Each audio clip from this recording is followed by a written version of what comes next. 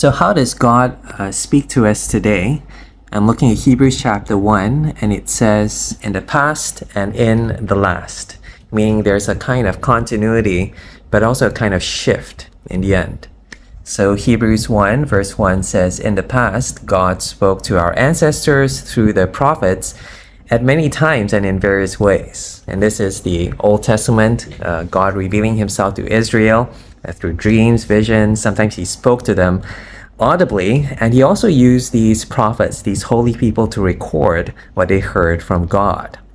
But then there's a shift. Verse 2 says, but in these last days, he has spoken to us by his Son.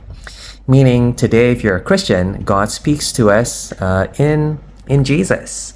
But does that mean that we disregard the past to focus on the last? We disregard the Old Testament? Probably not, because verse 5 says, you are my son, today I become your father, speaking about Jesus, but using Psalm 2.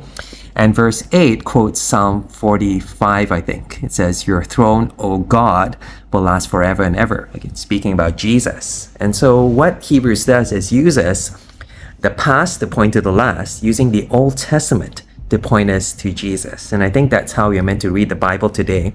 But that's also how we're meant to hear God today. God speaking to us in his word to point us to his final word in the Lord Jesus Christ.